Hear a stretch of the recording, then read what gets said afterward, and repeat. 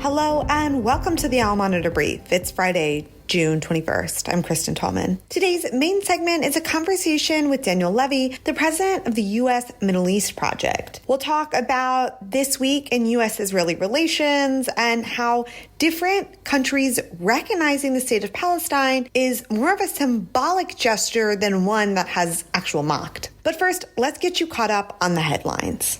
Armenia announced on Friday its official recognition of an independent Palestinian state, following in the footsteps of Spain, Ireland, Norway, and others that recognize Palestine in the aftermath of the Gaza war.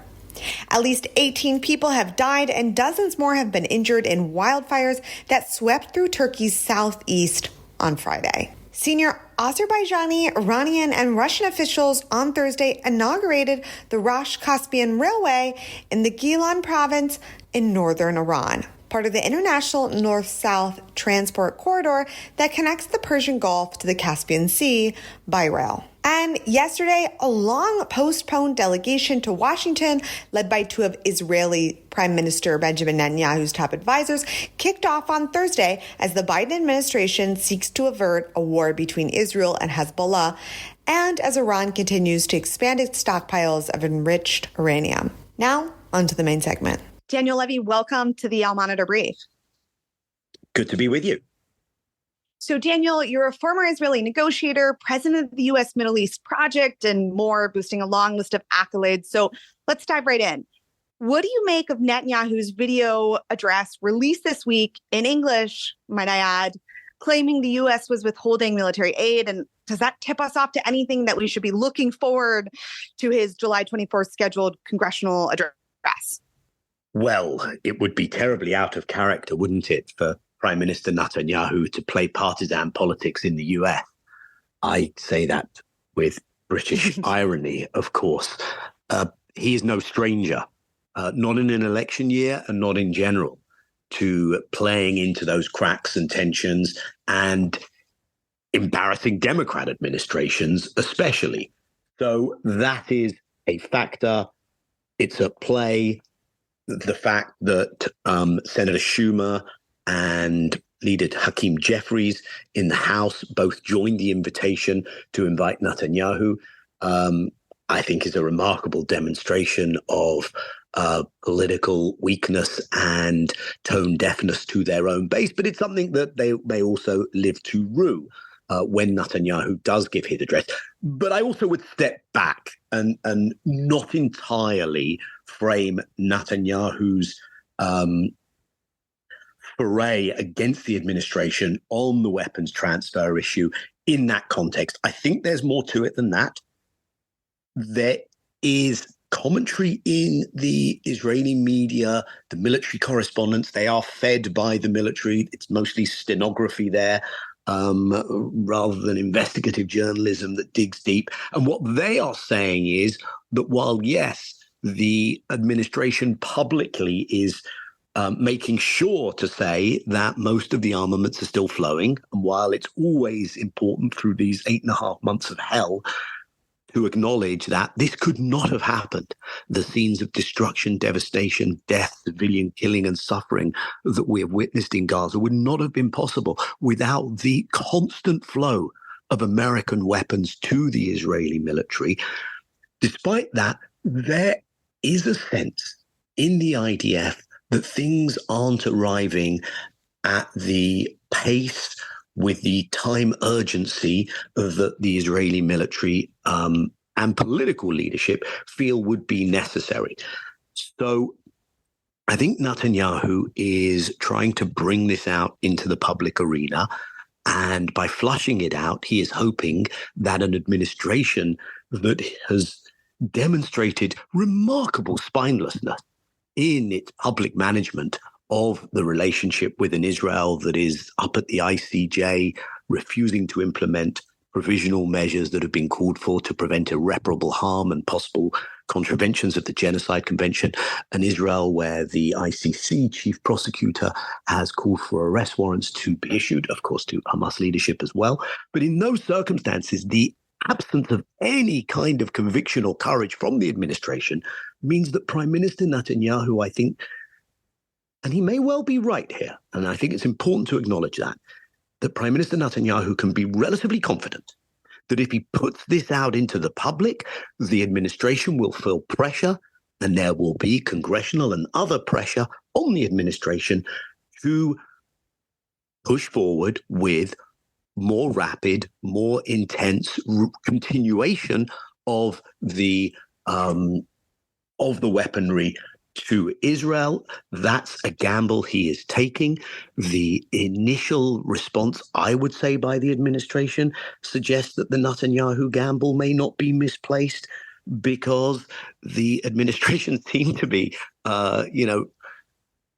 covering themselves by saying, no, the weapons were all flowing, this one shipment, and that was still being looked at, but everything else is still good. And then the step that they apparently took to demonstrate their displeasure with Netanyahu's comments, which are clearly designed to embarrass the administration, the step that they took was to cancel a strategic dialogue where the Israeli National Security Advisor, Mr. Hanegbi, and the Israeli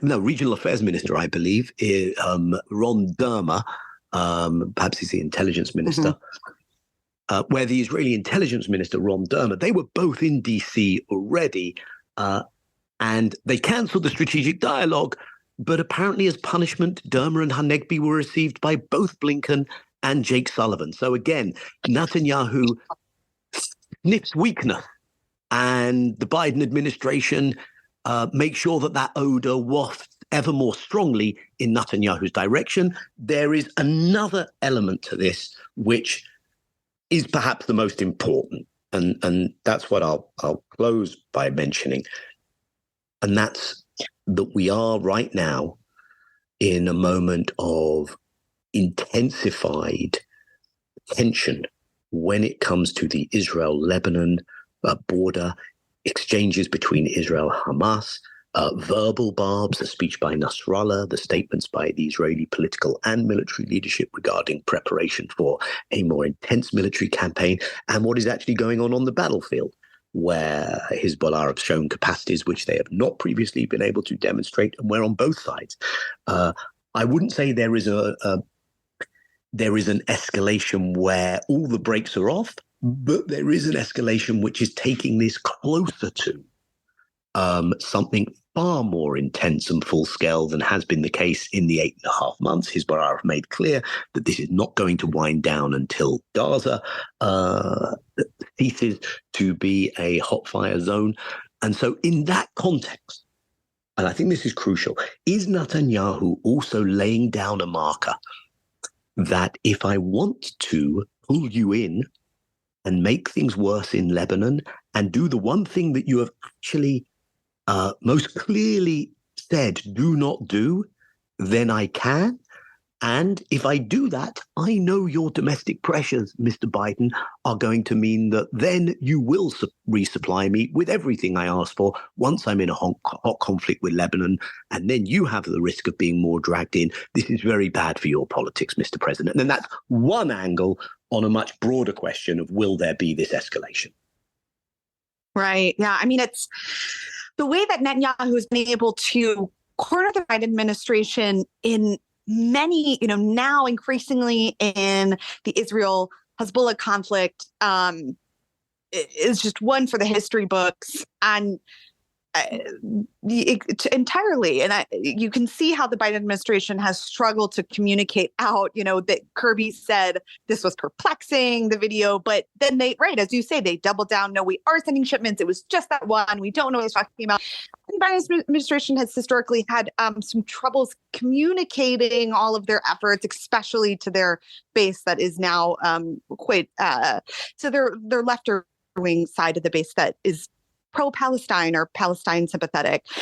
Daniel, while we have Can I just say, Kristen? Yes, go ahead. Can I just say that two things I'd say on that. Number one, I agree with everything you've said, but I don't think they're being cornered by anyone but themselves. I think they have tied themselves up in knots by basically deciding we are not going to have a sustained standoff with Israel, whatever it does, however bad this is. for us internationally, and America's international standing, not at its greatest anyway, but I think this is now Exhibit A, that you cannot trust America. It is not serious about international law, the UN, or any of those things that it told us about for 2 years when it came to Russia, Ukraine. So this is a problem largely of their own making. And secondly, I caution against talking about this too much in terms of messaging problems. The problem is the policy. What flows from that is the messaging difficulty. Good point. Agreed. Yeah. So let's segue to sort of the news of today, Friday. Armenia's foreign ministry just announced that they were recognizing the state of Palestine. This comes a few weeks after some European countries, such as Ireland, Spain, recognize Palestine. What is this shift that we're seeing in the world where some of these countries are starting to recognize Palestine, and how does that sort of change the state of affairs globally? So I think it's important to assess what is going on here and what's not going. And I would say the following. The damage that the way Israel has conducted itself after what was an act that violated international law without doubt by Hamas on October 7th, that followed, of course, on decades of Israeli violations of international law in the manner of its maintenance of an illegal occupation and the many violations that went along with that in the denial of the most basic rights of Palestinians. So that's the tee up. But then Israel goes on a path since October 7th, where on day one it says we will cut all food, fuel, water, electricity to the civilian populations across the board. This isn't just Netanyahu. The leadership makes sure that there is no distinction between civilian and combatant. And the legal, moral, reputational, and I think this is spilling over into economic and military, because this hasn't gone well for Israel, damage that this is done to Israel, the extent to which Palestine as an issue in the, let's call it the global public civil society space, the extent to which that has punched through, the extent to which states in the global south say, we know what these kinds of things look like and how they should be addressed. So this is, I would suggest, something that could play out in game-changing ways over years to come. The immediate measures that states have taken, sometimes in response to that very mobilized public opinion, those immediate measures have gone from the legally quite challenging for Israel. South Africa initiating the case at the ICJ being perhaps the best example, but some such as Turkey, Colombia, Maldives, others have downgraded trade, economic, travel arrangements with Israel. The list isn't endless, but it's not insignificant. It does not include countries from the region, and that's quite a big deal. And then you get to what I would say constitute the more symbolic acts. And I would suggest that recognition falls more in the domain of more symbolic acts. It is not, unless it is followed up by, we recognize this state. This state is under a permanent belligerent occupation. And therefore, as a consequence of recognition, we will do A, B, C, D when it comes to trade, when it comes to arms exports, etc. Those things are not happening. In that respect, recognition is the low bar, but it is indicative, perhaps, of a direction of travel. It's also indicative, and I think we just have to acknowledge this, and it's an important piece of the puzzle. It's indicative of an absence of a Palestinian national movement leadership that can demonstrate agency, drive change, because this is the thing that I think is most being called for by the PA, rather than actions that are more consequential. And that speaks to the fact that they are at a strategic impasse, but also that leadership has largely been co-opted into the status quo and nothing serious will come from them. And just to clarify, you're saying their sort of action has been calling for states to recognize, but it doesn't sort of, that's the low bar. That is the low bar, yeah. The PLO-PA here still very much look to their main sponsors, financial backers, guarantors, who are the very same countries that are arming Israel. And that is partly why they are thoroughly vilified, discredited, and as public opinion polls consistently show, unrepresentative of their own public. Yeah. Daniel, closing thoughts, anything that our audience should know or keep in mind, either from the news this week or what you see right around the bend? Yeah, if I can go a little narrow on the Israeli piece of this, I think what people may be less focused on, and I can totally understand why, this is quite nitty-gritty in the weeds. This has been potentially a significant week inside Israeli politics. There are the first signs that Netanyahu, having somehow stabilized his coalition after the failures of October 7th, and having not done well in the polls, but he's shown a robustness in terms of being able to muddle through. There are the first signs of real problems inside his coalition, clashes between the ultra-Orthodox and some inside his own Likud party. His own Likud party is mostly very extreme, closer to the extremists of Ben Gvir and Smotrich. But some are sniffing weakness vis-a-vis Netanyahu himself and beginning to think about positioning for the morning after. Some are sniffing that this is bad for the Likud if they are seen to be too out of step with the Israeli public on an issue like the conscription, the enlistment of the ultra-Orthodox to the military, who traditionally don't serve. That issue is in front of the court, so it cannot be indefinitely pushed to the sidelines. So we are seeing a potential for Netanyahu to be in the mode of quite tricky coalition management. He seems to be shooting in all directions. And I would suggest that if Netanyahu is brought down, and I don't want to fall into the trap here of Bibiitis, where all Israel's problems are Netanyahu, they are not. The occupation predates, the brief government of Lapid Bennett Gantz was pretty terrible, but the extreme excesses that we have witnessed do have to do with the nature of this coalition, the nature of Netanyahu's considerations. And I would suggest that if Netanyahu is brought down, then you probably will see the winding down of the horrors in Gaza, and you won't see an extension to the northern front. But if Netanyahu is wounded but not defeated, he could become an even more dangerous creature. And I think that's a very tense moment, and that's what I'm palpably feeling from the Israelis that I've spoken to an awful lot this week about the goings-on. Daniel, thank you so much for keeping us up to the minute. My pleasure, Kristen. That's it for today, June 21st. You can read all these stories and more impacting the region at allmonitor.com.